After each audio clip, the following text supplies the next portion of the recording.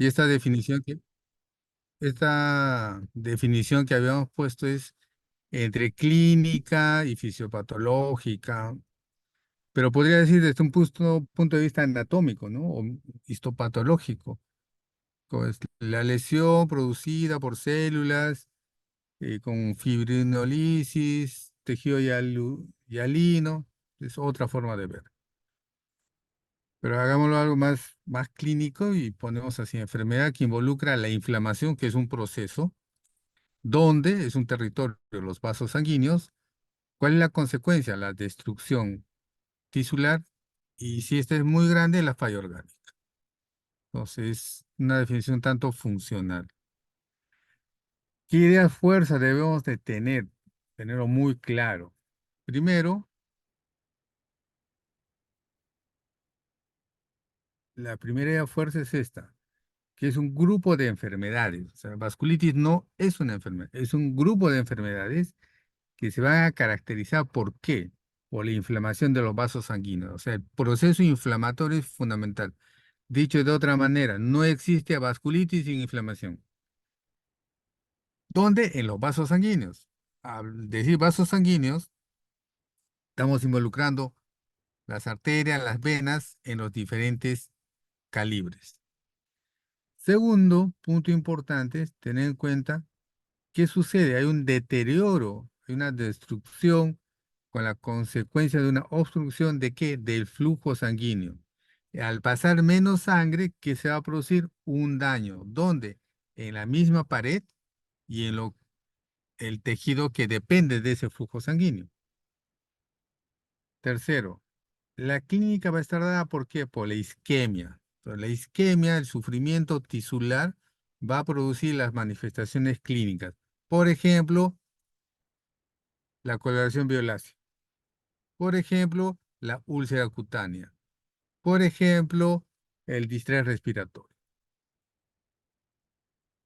Estos pacientes, ¿qué suelen tener? Fiebre.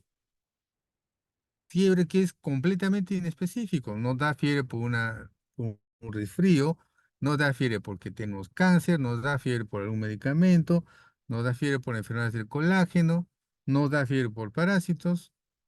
Entonces, pero está ahí.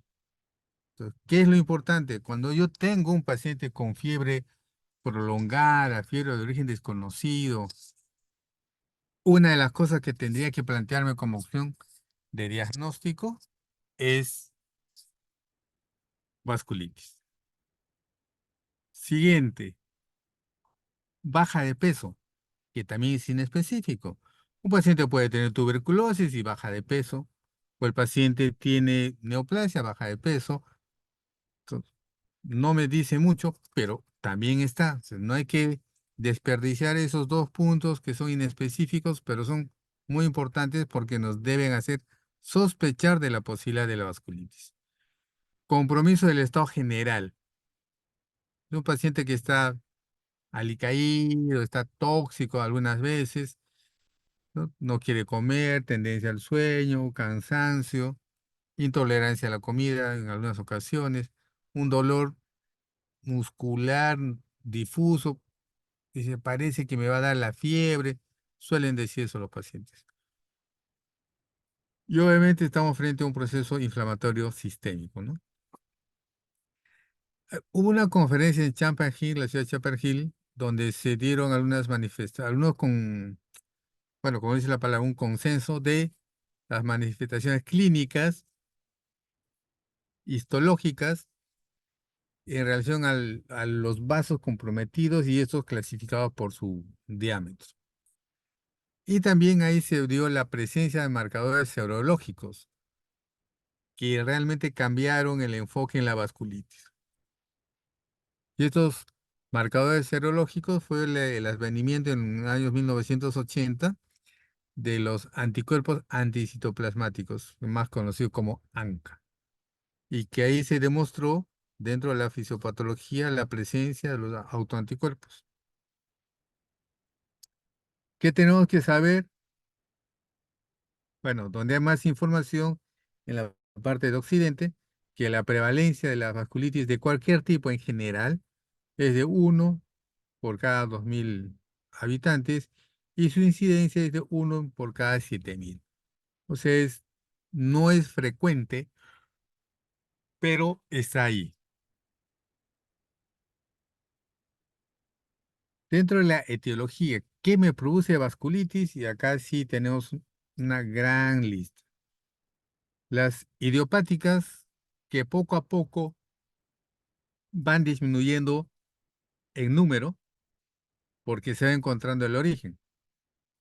El otro gran grupo que también va creciendo, tenemos las infecciosas asociadas a bacterias. Dentro de esto hay ejemplos como estreptococo, estafilococo, salmonella, yersinia, micobacterias, virus, hepatitis A, B, C, que son las clásicas, sobre todo B y C, citomegalovirus, el HIV, una manifestación importante de la vasculitis, varicela, herpes zóster, y en este grupo tenemos que incluir ahora al virus de COVID, porque el COVID dentro de su cuadro clínico nos ha ido produciendo vasculitis, y en el post-COVID, con el COVID extendido, también se va a ver cuadro de vasculitis. No en todos los pacientes, pero sí se ve un grupo nada despreciable.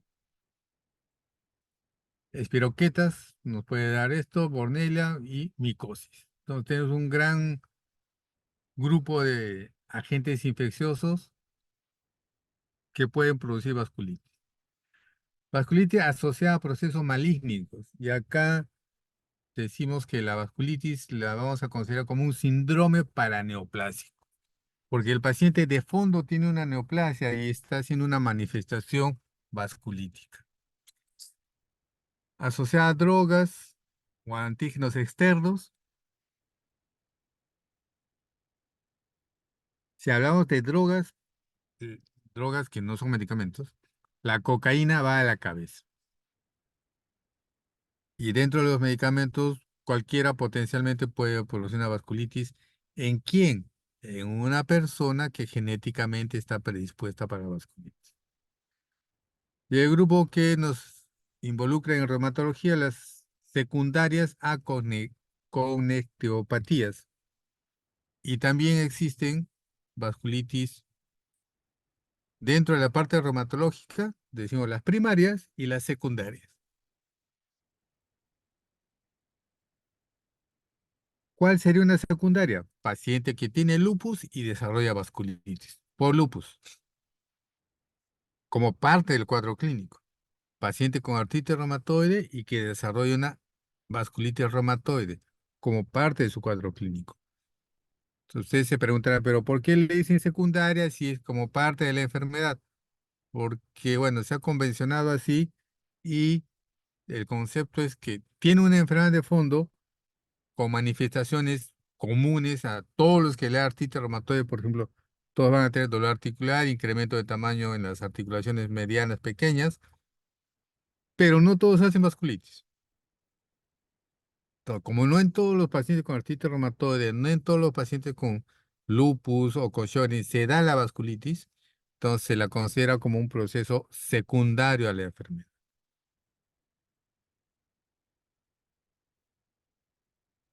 Sin embargo, también existen las vasculitis primarias, y estas vasculitis primarias se pueden dar por crioglobulinas o por otro tipo de autoanticuerpos, como son los ANCA. ¿Cuáles son los mecanismos de daño de la vasculitis? El primero es la noxa directa sobre el vaso. O sea, hay algún agente vivo, virus, bacteria o tóxico como medicamentos, sustancias como la cocaína, que va a dañar directamente el tejido y va a producir una reacción inmunológica que nos va a dar el cuadro de vasculitis. El segundo grupo es una inflamación como resultado de autoanticuerpos que van a ir dirigidos contra el tejido y producir la vasculitis. Por ejemplo, anticuerpos antimembrana basal o anticuerpos contra células endoteliales. Y el tercer mecanismo secundario a un compromiso inflamatorio no relacionado con el vaso. Por ejemplo, formación de inmunocomplejos. El paciente con lupus hace inmunocomplejos dentro de la fisiopatología de la enfermedad y estos inmunocomplejos van y dañan al vaso.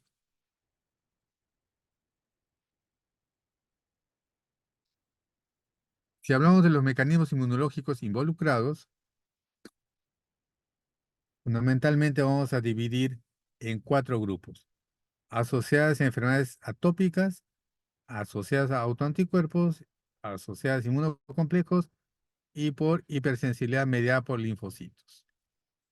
De esto, lo que nos involucra a nosotros básicamente es la relacionada a hipersensibilidad tipo 2, ¿en base a qué? De autoanticuerpos contra la inmunoglobulina G o M, y que va a ser reconocido por el antígeno blanco que es el PR3 o el MPO. Y esto recuerden muy bien porque cuando nosotros hablamos de una vasculitis tipo ANCA, al solicitar la prueba de laboratorio, esa se tiene que hacer por dos métodos diferentes. El más sencillo y el más rápido se llama inmunofluorescencia y nos va a decir si tiene ANCA-P positivo o ANCA-C negativo o finalmente ANCA negativo. Pero para confirmar si realmente este valor está relacionado con el problema, por el método de ELISA se busca si tiene PR3 o MPO. Entonces acá estamos buscando el antígeno blanco porque vamos a tener anticuerpos anticitoplasmáticos dirigidos contra el PR3 y ahí diremos que es un ANCA-C positivo, o anticuerpos antineutrófilos dirigidos contra el MPO y diremos que es un ANCA-P positivo. Entonces necesitamos las dos técnicas de laboratorio para decir que realmente este paciente tiene ANCA positivo, ya sea la C o la P. Asociado a inmunocomplejos, se va a ver en qué la presencia de complejos inmunes circulantes que se van a depositar en las paredes del vaso y va a dar una reacción de hipersensibilidad tipo 3. Aquí encontramos, por ejemplo, cuando tenemos problemas de mm, vasculitis por lupus.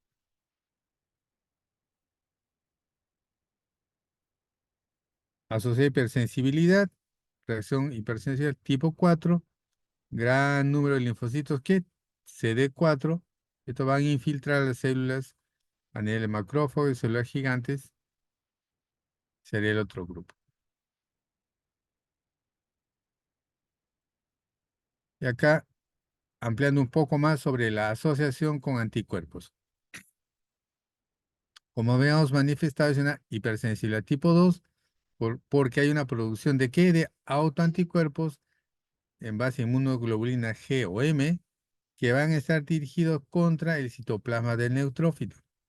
Y cuando se dirige contra el citoplasma del neutrófilo, como les mencionaba, por la inmunofluorescencia, podré decir si es ANCA-C o ANCA-P. Entonces, fluorescencia granular citoplasmática, ANCA-C, y a este paciente yo debería someterlo a la prueba de ELISA para que me confirme el PR3. O puedo tener inmunofluorescencia perinuclear y le llamo ANCA-P. Y por ELISA debo confirmar la mieloperoxidasa. Del otro grupo están contracélulas endoteliales, que es otra parte. Pues acá tenemos la imagen de un patrón ANCA-C. Acá se ha dado una reacción antígeno-anticuerpo contra el PR3. Esto es inmunofluorescencia. Y acá tenemos el ANCA-P perinuclear. También es la técnica de inmunofluorescencia.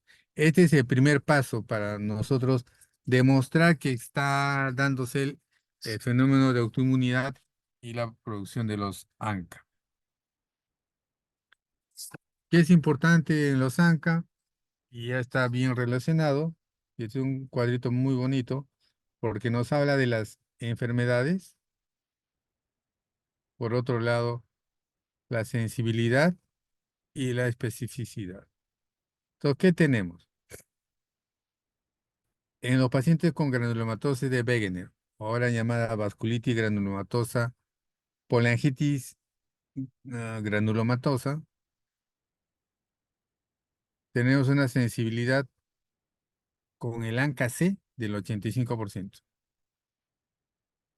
Y vean que para parálisis microscópica solo es el 45%, para una glomerulonefritis idiopática 25%, Chus-Strauss 10% y por la arteritis nodosa 5%. Entonces, si yo tengo un paciente con ANCA-C positivo, confirmado por las dos técnicas de inmunofluorescencia y ELISA, prácticamente estaría llegando a un diagnóstico.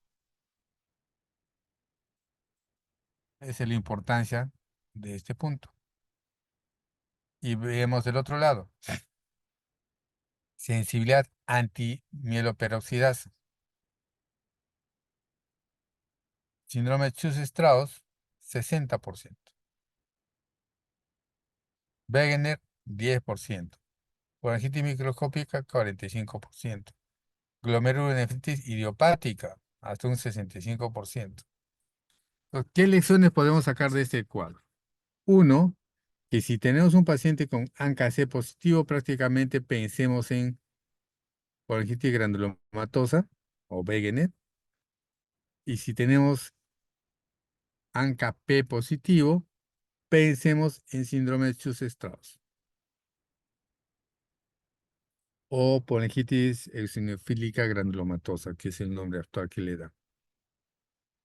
Vean que también el otro mensaje es que en las otras formas de vasculitis o los otros tipos de vasculitis puede encontrar ANCA-C o puedo encontrar ANCA-P.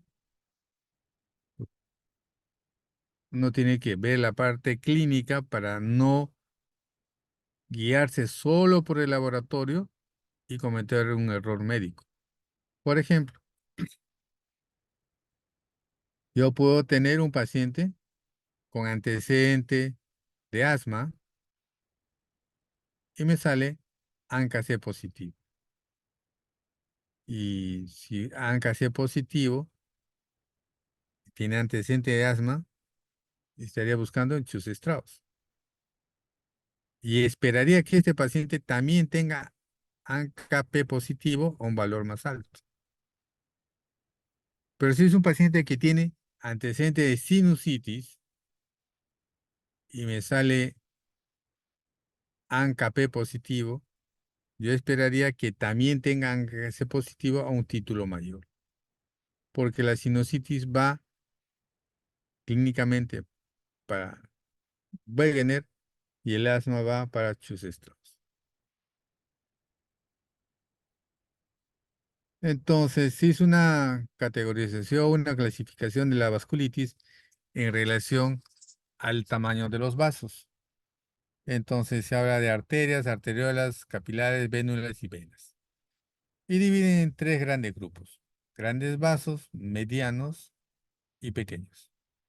Y les ponen dimensiones: mayor a 1 centímetro, desde las arterias musculares 300 micras hasta 1 centímetro, y menores de 300 micras. Se acaba con lo que es arterias capilares, arterias viscerales principalmente, y la aorta, que es como única. Y esto es importante porque nos va a orientar en el tipo de daño. Y más aún, veamos este cuadro que es un clásico y cada vez se lo ha ido mejorando un poco más. Como vemos acá, habíamos dicho grandes vasos, aorta, y en quienes vamos a encontrar problemas de grandes vasos, que su representante es aorta, pero no es el único. Encontramos que hay arteritis en pacientes mayores de 50 años y ya me dice en qué enfermedad tengo que ir pensando. Arteritis celular gigantes. Pero si tengo un daño de un vaso grande y el paciente tiene menos de 50 años, arteritis de Takayas. Ya el tipo de vaso en combinación con la edad me hace pensar en dos enfermedades diferentes. Encontremos medianos vasos, arteritis necrotizante y arteritis necrotizante con síndrome eh, muco- mucocutáneo. Si es solamente arteritis necrotizante y el vaso es mediano, poliarteritis nodosa. Si es el síndrome mucocutáneo, enfermedad de Kawasaki. Y en estos pacientes, ¿qué voy a esperar? Por ejemplo, si es poliarteritis nodosa, si yo le hago la prueba de ANCA, debería salir negativo. Si es Kawasaki y le hago la prueba de ANCA, también debería salir negativo. Y vamos al otro grupo, pequeños vasos, vasos pequeños. Y aquí encontramos tres grandes grupos que van a tener ANCA positivo. No estoy diciendo si es ANCA P o ANCA C, simplemente estoy diciendo ANCA positivo. Pues acá tenemos la vasculitis sin asma y sin granuloma. ¿Cuál? Poliangitis microscópica. Porque esa es su característica. Por consiguiente, en nuestra anamnesis nosotros tenemos que enfatizar si el paciente tiene asma, tiene sinusitis, tiene problemas respiratorios altos. Vasculitis con granuloma sin asma, granulomatosa de Wegener o poliangitis granulomatosa. Y vasculitis con eosinofilia, asma y granulomas, síndrome de Schuss-Strauss. Son tres patologías bien definidas. Y del otro lado veíamos complejos inmunes vasculares, ANCA negativo, inmunocomplejos, otro tipo de vasculitis puede ser, crioglobulinas, que me va a formar inmunocomplejos, vasculitis por crioglobulinas, inmunocomplejos en relación a inmunoglobulina A, la famosa púrpura de Henoch-Schönlein, en niños fundamentalmente, lupus y artritis reumatoide, autoantígenos múltiples, vasculitis lúpica, vasculitis por artritis reumatoide. Y estas son, vean, vaso mediano, mediano a pequeño, y esto, bueno, puede ser cualquier tamaño en realidad, y las crioglobulinas son vasos pequeños. Acá este gráfico nos está ilustrando bastante cómo poder orientarnos en este terreno de la vasculitis. ¿Qué compromiso clínico yo debo de buscar y encontrar? Nosotros sabemos que si no tenemos conocimiento de qué buscar, nunca vamos a encontrar. El compromiso, estado general, baja de peso, anorexia, astenia, fiebre y hasta compromiso de órganos y sistemas, que lo mencioné diapositivas antes, es fundamental. En piel, ¿qué buscaré? Exantema, púrpura, la presencia de nódulos subcutáneos, petequias, vesículas, úlceras y de repente zonas necróticas. Y desde el punto de vista neurológico, neuropatía periférica, que se va a manifestar como una mononeuritis múltiple o una polineuropatía. Es un tema fundamentalmente sensitivo, motor muchas veces, la combinación. Al paciente le digo, doble su dedo gordo del pie y no puede. Primera sospecha, mononeuritis o polineuritis, dependiendo del contexto. ¿Qué más? Alteraciones de las fibras sensoriales. El paciente puede tener parestesias, o sea, hormigueos, disestesias, y de las fibras motoras, la falta de fuerza. A nivel muscular, miopatía, con dolor en los grupos musculares. O sea, me duele el músculo, y ese dolor de músculo obviamente lo tiene fastidiado y le limita la fuerza para hacer las actividades. Como que alguna vez, después de mucho tiempo, se han puesto a hacer deporte y terminan adoloridos, ¿no? Algo similar. Y a nivel articular, vamos a encontrar artralgia, o sea, dolor articular en mucha mayor frecuencia que artritis. ¿Dónde? En cualquier articulación. Sin embargo, las medianas o las pequeñas podrían ser las más frecuentes. Si hablamos de compromiso visceral, el más frecuente y el daño que nos debe de importar mucho es vías aéreas y dentro de esto pulmón y un apartado vendría a ser riñón. ¿Por qué nos debe importar? Por la alta morbimortalidad que va a producir. Vías aéreas superiores, paciente con sinusitis, antecedente para poder sospechar de una polingitis granulomatosa, paciente con otitis para lo mismo, mastoiditis, perforación del tabique nasal o alteración de las cuerdas vocales. El paciente va a tener disfonía. Y al nivel pulmonar encontramos que hay una alteración, hay una formación de nódulos, que esto finalmente calmarse, y el paciente podría llegar a la emergencia por un cuadro de hemoptisis en relación a una hemorragia pulmonar. A nivel intestinal, los pacientes pueden tener hemorragia, obstrucción, perforaciones, y esto en la patología que se ve con mayor frecuencia es la púrpura de Henoch-Schönlein. Y en varones, esta púrpura de Henoch-Schönlein podría dar un compromiso testicular también.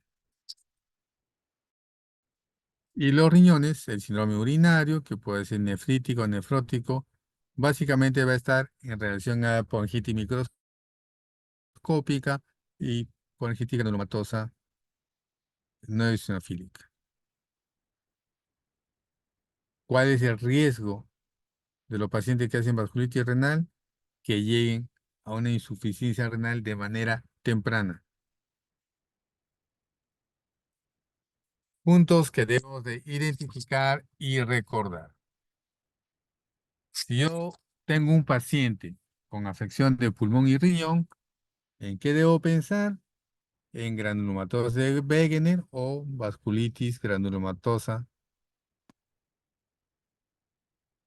Y el otro grupo sería una micropoliangitis o poliangitis, que son las dos patologías que me van a dar daño de pulmón y riñón. Si el paciente tiene compromiso cutáneo, una púrpura y daño renal, pensar en qué, púrpura, Henoch-Schönlein o crioglobulinas.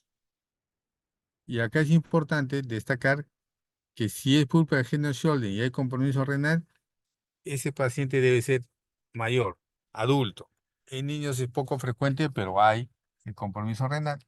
Sin embargo, en los adultos sí es más frecuente y de mal pronóstico. Compromiso de vías aéreas superiores, granulomatosa de Wegener, compromiso pulmonar obstructivo tipo asma, vasculitis Chus-Strauss o polangitis eosinofílica granulomatosa. Si hay compromiso intestinal, dolor, hemorragia, púrpura Henoch-Schönlein, ausencia de pulso en las extremidades, lo que se le dice la enfermedad sin pulso, en la arteritis de Takayasu. ¿Por qué no hay pulso? Porque el problema es de una arteria de gran tamaño. ¿Dónde debo buscar el pulso? A nivel de zona radial, flexura del codo, cara ventral. Y cefalea, compromiso ocular, mandibular, arteria temporal es una que va a la cabeza, sobre todo por la claudicación mandibular. ¿En quiénes voy a pensar? En gente grande. Es una vasculitis de vasos grandes. Mientras que Takayasu es una vasculitis también de vasos grandes, pero en gente joven.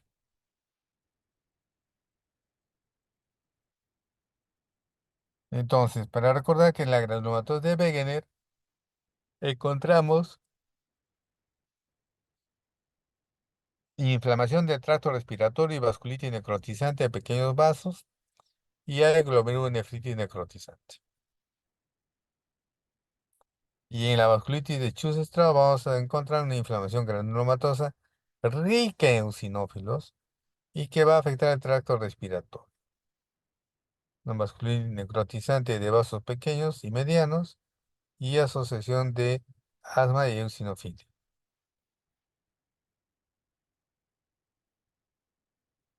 Obviamente habiendo descartado otras causas, ¿no? Por ejemplo, la presencia de eosinófilos independiente del asma podría darse por parásitos. Entonces, acá tenemos un ejemplo de Wegener. Se afecta al riñón, perdón, estoy hablando, sale una rinorrea, el paciente va a tener flujo nasal, el cual puede ser sanguinolento o no. Se va a quejar de sinusitis de manera crónica, entonces podrá tener una cefalea frontal o a nivel malar, lesiones parenquimatosas pulmonares y glomerulonefritis, que ya son haciéndole los estudios. La afectación del sistema nervioso 20 al 50%, que es bastante. Podemos tener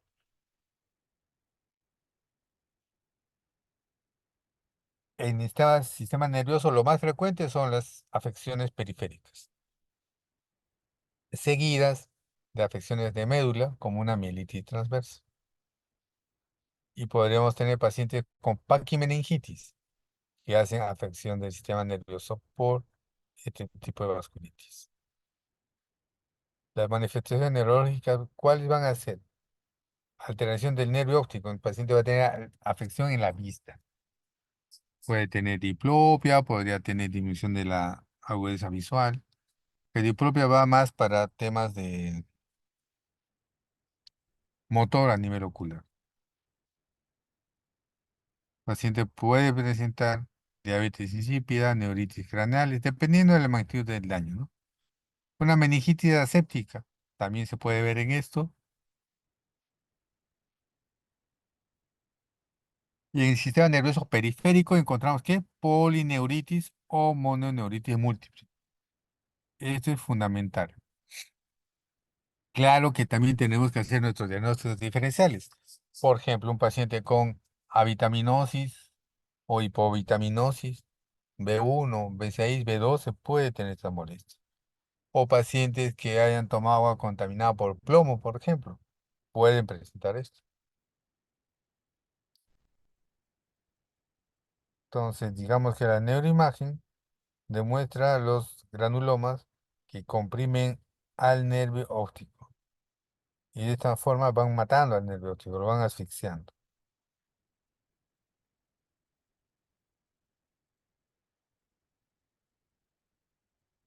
Ya podemos hablar de la parenquitis eosinofílica. Uno, manifestaciones generales, fiebre, baja de peso, malestar general, como ya lo hemos mencionado, diapositivas anteriores. Elemento cardinal, y eso quiero que lo graben bien, cardinal, o sea, sumamente importante. Dicho de otra manera, no podría existir parenquitis eosinofílica granulomatosa si no hay asma. No voy a exagerar, pero lo pueden pensar así.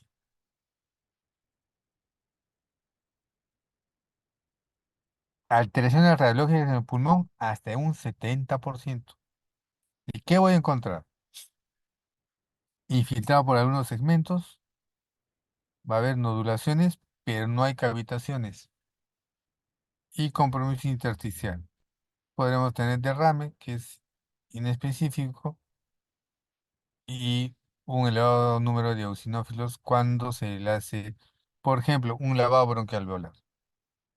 Vamos a suponer que este paciente hace hemoptisis, entonces se le hace un lavado bronquial alveolar y ahí encontramos una gran cantidad de eosinófilos.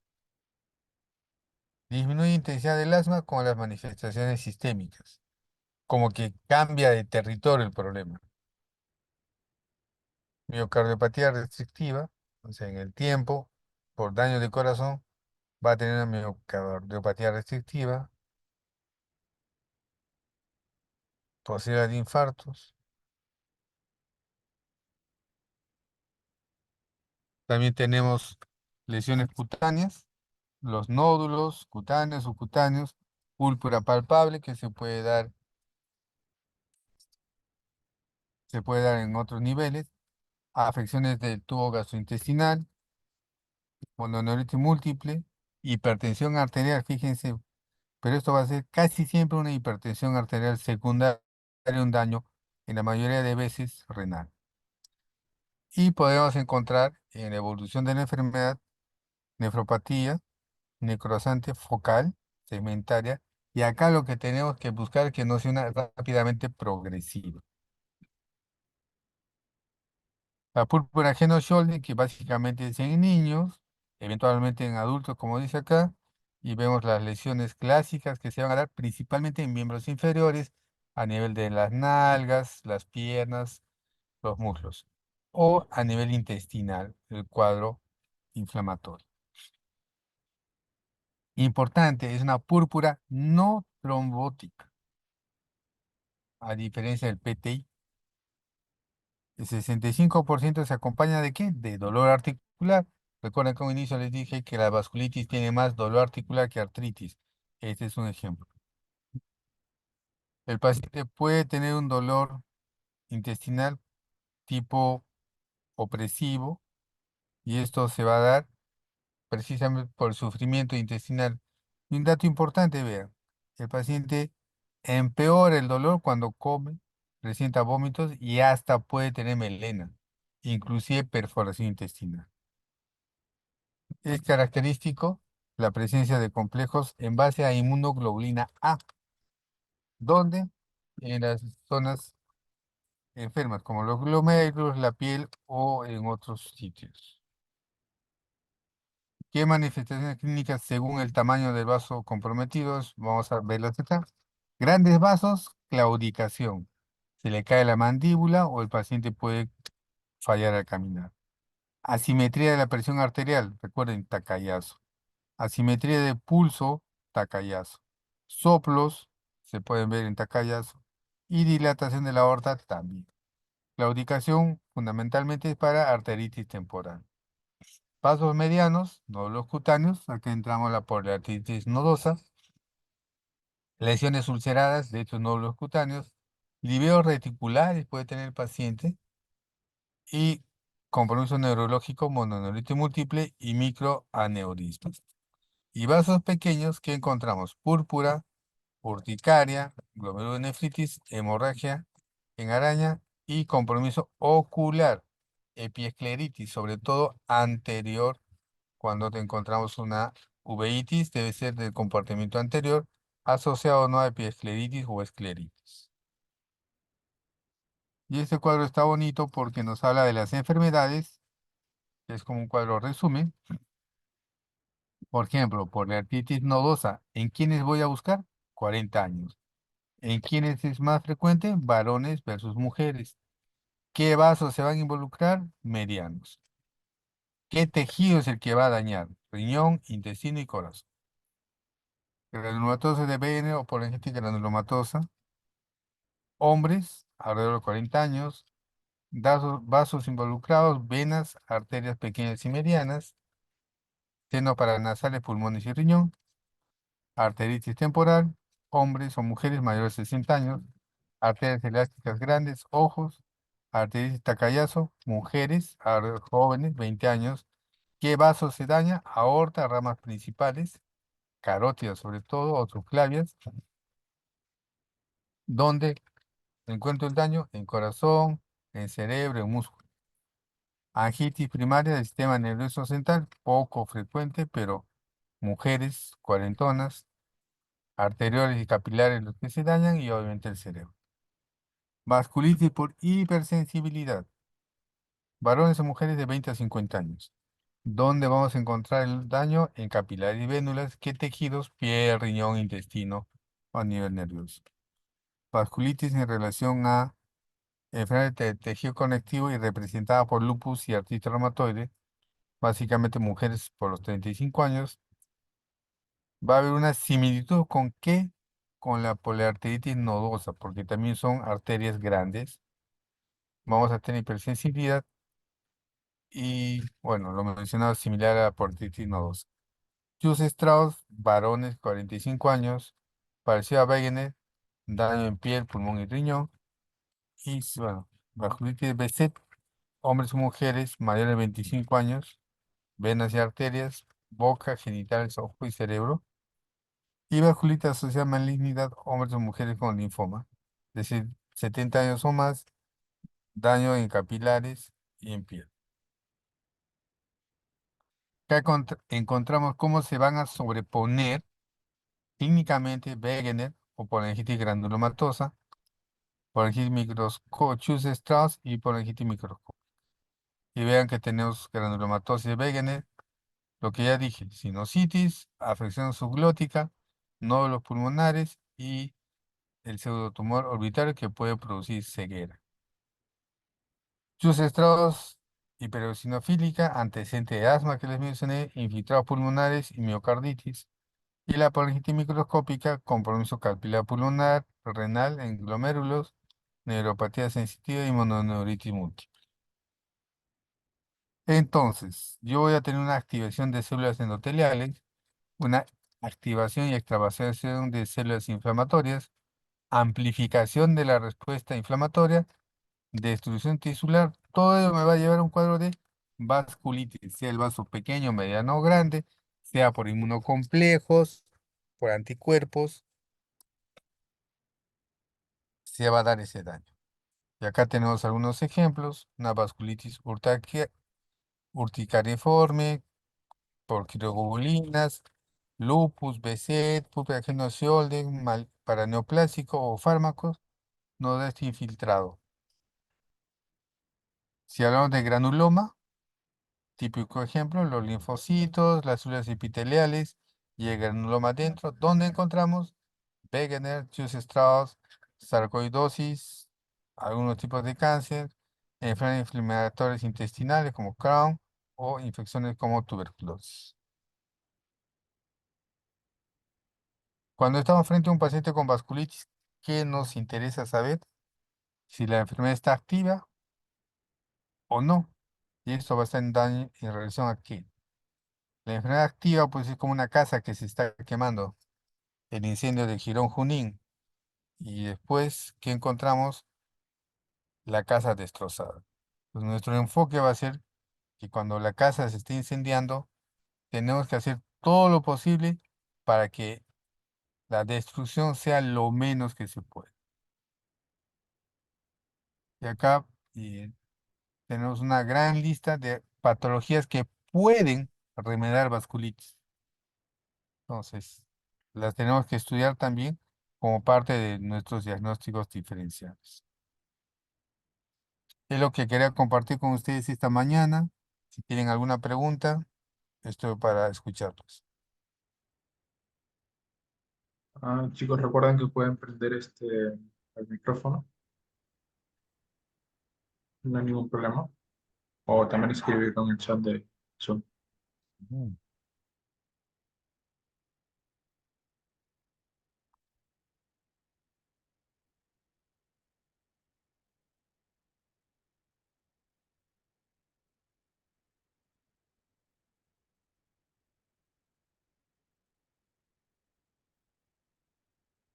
Yo creo que es hora de almuerzo, están ahí ya con la glucosa baja.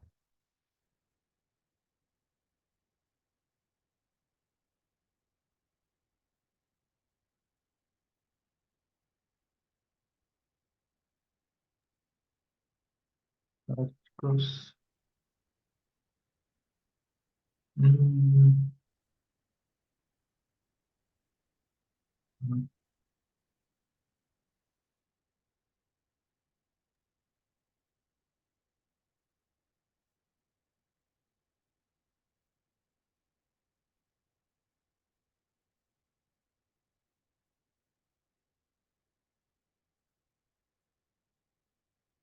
Doctor, una pregunta. ¿La vasculitis siempre se diagnostica a partir de una biopsia?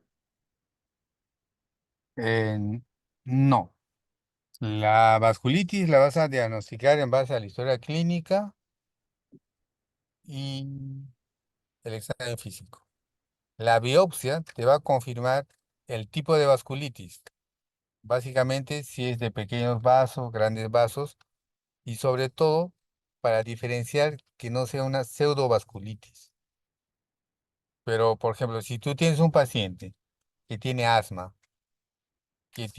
viene con hemoptisis o esputo hemoptoico, le haces un examen y tiene una polineuropatía y encima le das examen de orina con proteínas y sangre, está frente a un paciente con una vasculitis, principalmente, ¿no? Ahora, ¿dónde hace la biopsia en este paciente? En el nervio sural. Y el nervio sural, lo que vamos a biopsiar, o realmente donde vamos a encontrar el daño, es en las arteriolas que están nutriendo al nervio, no en el nervio propiamente dicho. Entonces, sí nos va a ayudar para diferenciar, porque también tenemos pacientes que hacen cuadros similares, hacen biopsia nerviosural y no hay tal vasculitis. Ya tenemos que buscar otro tipo de patologías, ¿no? Y recuerda que el daño vascular, imaginemos esto, es una manguera, entonces la inflamación no va a ser uniforme, va a ser en parches. Hay zonas inflamadas y otras no inflamadas. Por eso es importante que la biopsia, cuando se hace, sea dos cosas. Por ejemplo, si hablando de piel, que sea un sitio donde el problema está activo y que sea de un buen tamaño.